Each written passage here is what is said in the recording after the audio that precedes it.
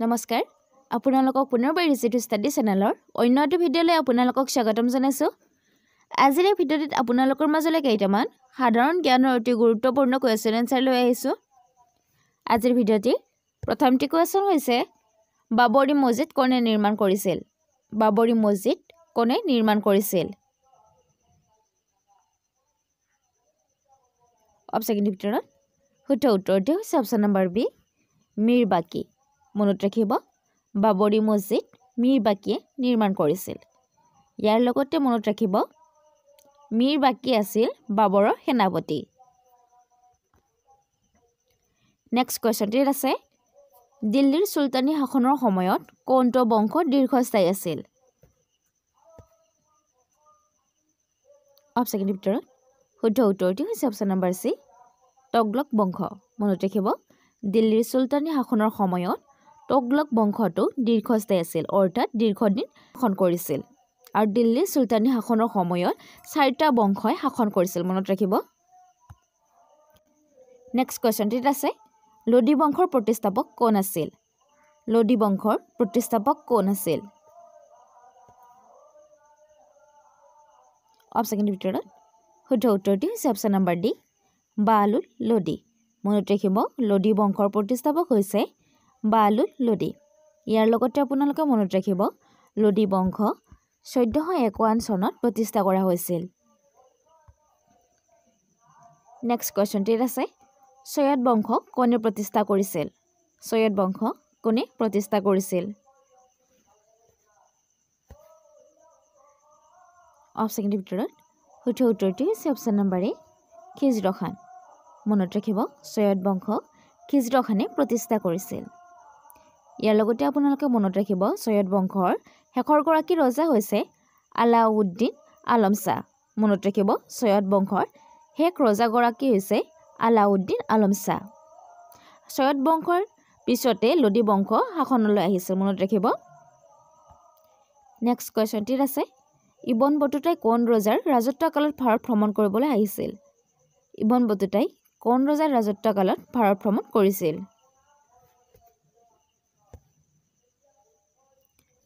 অপশ্যনৰ ভিতৰত শুদ্ধ উত্তৰটি হৈছে option number D, Muhammad bin Tughlaq. মনত ৰাখিব, ইবন বটুতাই মহম্মদ বিন তগলকৰ ৰাজত্বকালত ভাৰত ভ্ৰমণ কৰিবলৈ আহিছিল।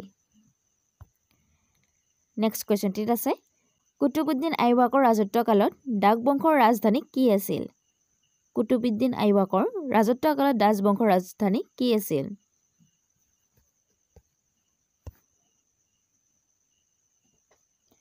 অপশ্যনৰ ভিতৰত শুদ্ধ উত্তৰটি হৈছে option number C, Lahore.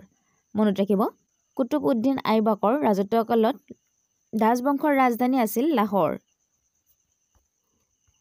Next কুৱেশ্যনটিত আছে ডাচ বংশ কোনে প্ৰতিষ্ঠা কৰিছিল? ডাক বংশ কোনে প্ৰতিষ্ঠা কৰিছিল?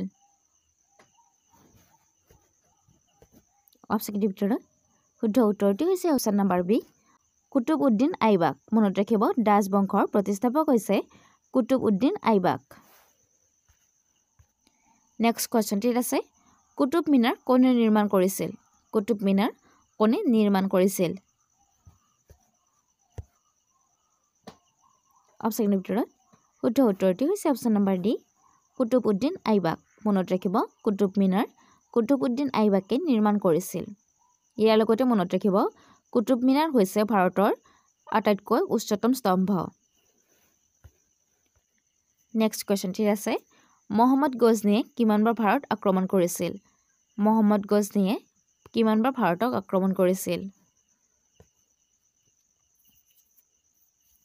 অপশ্যনৰ ভিতৰত শুদ্ধ উত্তৰটি হৈছে অপশ্যন নম্বৰ ডি, 17 বাৰ। মনত ৰাখিব, মহম্মদ গজনীয়ে 17 বাৰ ভাৰত আক্ৰমণ কৰিছিল। নেক্সট কুৱেশ্যনটিত আছে মহম্মদ বিন কাছিমে আক্ৰমণ কৰাৰ সময়ত ভাৰতৰ ৰজা কোন আছিল?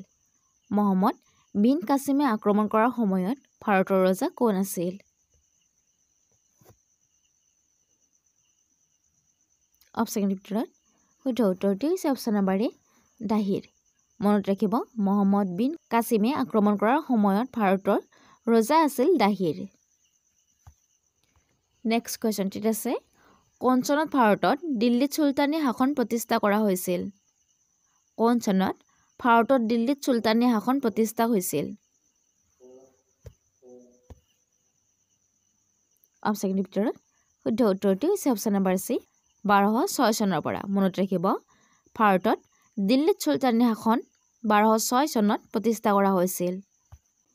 ইয়াৰ লগতে আপোনালোকে মনত ৰাখিব 1206 খ্ৰীষ্টাব্দৰ পৰা 1526 খ্ৰীষ্টাব্দৰ মাজৰ সময়ছোৱাক ভাৰতত দিল্লী চুলতানী শাসনৰ যুগ বুলি কোৱা হয়। মনত ৰাখিব 1206 খ্ৰীষ্টাব্দৰ পৰা 1526 খ্ৰীষ্টাব্দৰ ভিতৰৰ সময়ছোৱাক দিল্লীত চুলতানী শাসনৰ যুগ বুলি কোৱা হয়। নেক্সট কুৱেশ্যনটিত আছে কাদম্বৰীৰ ৰচয়িতা কোন? অৰ্থাৎ কাদম্বৰীৰ ৰচক কোন? অপশ্যনৰ ভিতৰত শুদ্ধ উত্তৰটো হৈছে অপশ্যন নম্বৰ ডি বাণভট্ট। মনত ৰাখিব কাদম্বৰী বাণভট্টই ৰচনা কৰিছিল। নেক্সট কুৱেশ্যনটিত আছে হৰ্ষবৰ্ধনৰ দৰবাৰৰ ৰাজকবি কোন আছিল? হৰ্ষবৰ্ধনৰ দৰবাৰৰ ৰাজকবি কোন আছিল?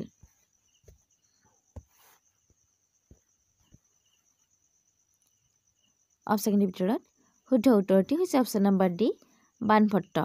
মনত ৰাখিব হৰ্ষবৰ্ধনৰ ৰাজকবি আছিল বাণভট্ট। নেক্সট কুৱেশ্যনটিত আছে তলৰ কোনটো বিকল্পৰ সৈতে অজন্তা গুহাবোৰ সম্পৰ্ক আছিল?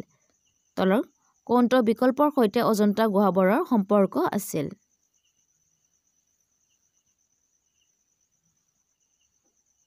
অপশ্যনৰ ভিতৰত শুদ্ধ উত্তৰটি হৈছে অপশ্যন নম্বৰ বি মৌৰ্যসকলৰ লগত। মনত ৰাখিব অজন্তাৰ গুহাবোৰৰ মৌৰ্যসকলৰ লগত বা মৌৰ্য যুগৰ লগত সম্পৰ্ক আছে, কিয়নো সমুদ্ৰগুপ্তৰ ৰাজত্বকালত বা সময়ত অজন্তা গুহাবোৰৰ চিত্ৰসমূহ হৰিসেনে অংকন কৰিছিল বা আঁকিছিল। মনত ৰাখিব অজন্তা গুহা মৌৰ্য বংশৰ লগত সম্পৰ্ক আছে। নেক্সট কুৱেশ্যনটিত আছে বিহাৰৰ নালন্দা বিশ্ববিদ্যালয়ৰ প্ৰতিষ্ঠাপক কোন আছিল? অপশ্যনৰ ভিতৰত শুদ্ধ উত্তৰটি হৈছে অপশ্যন নম্বৰ ডি চন্দ্ৰগুপ্ত। মনত ৰাখিব বিহাৰৰ নালন্দা বিশ্ববিদ্যালয়ৰ প্ৰতিষ্ঠাপক হৈছে চন্দ্ৰগুপ্ত। কুৱেশ্যনটিত আছে পানিপথৰ দ্বিতীয় যুদ্ধ হিমু আৰু কাৰ মাজত হৈছিল? অপশ্যনৰ ভিতৰত শুদ্ধ উত্তৰটি হৈছে অপশ্যন নম্বৰ ডি আকবৰৰ। মনত ৰাখিব পানিপথৰ দ্বিতীয় যুদ্ধ হিমু আৰু আকবৰৰ মাজত হৈছিল। ইয়াতে আপোনালোকে মনত ৰাখিব পানিপথৰ দ্বিতীয় যুদ্ধ 1556 খ্ৰীষ্টাব্দত সংঘটিত হৈছিল। পানিপথৰ দ্বিতীয়খন যুদ্ধ 1556 চনত হিমু আৰু আকবৰৰ মাজত সংঘটিত হৈছিল।